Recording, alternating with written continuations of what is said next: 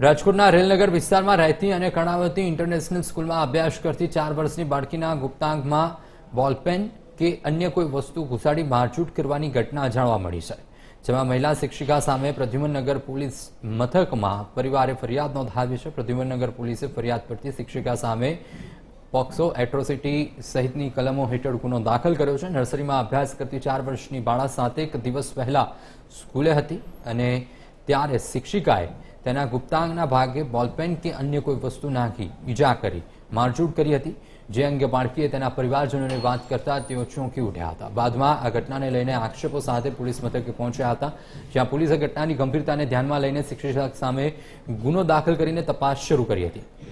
શાળાએ બાળકીના સીસીટીવી પણ રજૂ કર્યા, જેમાં આવી કોઈ ઘટના બની હોવાનું જાણવા મળ્યું નથી। શાળાના ટ્રસ્ટીએ કહ્યું કે શિક્ષિકા પરના આરોપ ખોટા છે, તેઓ નિર્દોષ છે। એનએસયુઆઈ પહોંચ્યું કર્ણાવતી સ્કૂલે અને વિરોધ પણ વ્યક્ત કર્યો। એનએસયુઆઈ સંગઠન પહોંચતા પોલીસનો ચુસ્ત બંદોબસ્ત પણ ગોઠવવામાં આવ્યો હતો।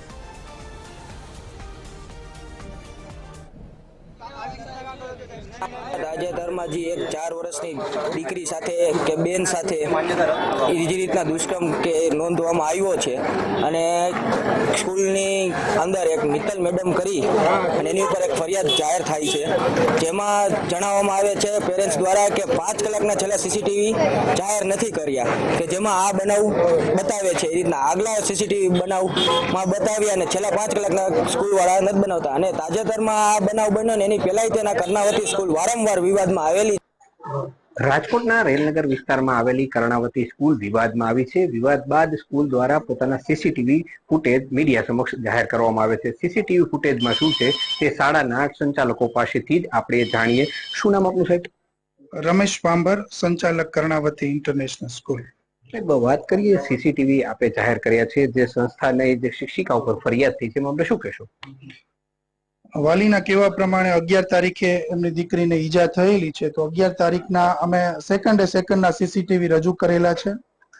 વિદ્યાર્થીની જ્યારે ક્લાસરૂમમાં એન્ટર થાય છે ત્યારથી એક્ઝિટ થાય છે ત્યાં સુધીના અમે સીસીટીવી એમને બતાવેલા છે, તંત્રને પણ આપેલા છે। એમાં ક્યાંય એવું ફલીભૂત થતું નથી કે ટીચર એમને કોઈ પણ પ્રકારની શારીરિક ઈજા કરતા હોય। સમગ્ર ઘટનાની તમને ક્યારે જાણ થઈ હતી?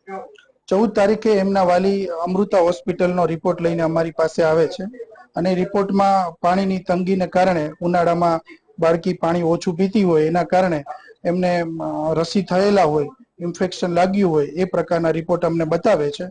ત્યારે અમે પેરેન્ટ્સને તમામ પ્રકારના સીસીટીવી બતાવીએ છીએ। શું માંગ છે તમારી? અમે તો એક જ વાત કરીએ છીએ કે આમાં તટસ્થ તપાસ થાય અને દૂધનું દૂધ ને પાણીનું પાણી થાય। અને એક સંચાલક પણ આપણી સાથે જોડાયેલા છે। શું નામ આપનું સાહેબ? અશોકભાઈ પાંભર। સાહેબ, આજે ઘટના આખી બની એને લઈને આપ શું કહેશો? ઘટનાના 11 તારીખના તમામ સીસીટીવી અમે તંત્રને આપેલા છે, મીડિયા જગતને આપેલા છે, પેરેન્ટ્સને બતાવેલા છે અને કોઈ પણ વ્યક્તિ આવીને જોઈ શકે છે।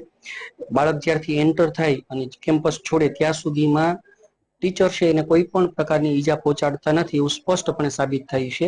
એટલે સ્પષ્ટપણે ટીચર નિર્દોષ છે એવું સાબિત થાય છે। કઈ રીતના તપાસ થવી જોઈએ?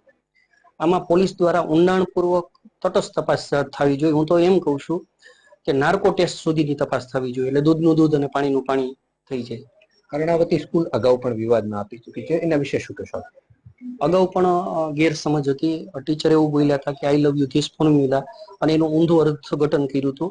ત્યારે પણ અમે સીસીટીવી રજૂ કર્યા હતા અને ત્યારે પણ પાછળથી અમે ટીચર છે નિર્દોષ સાબિત થયેલા હતા।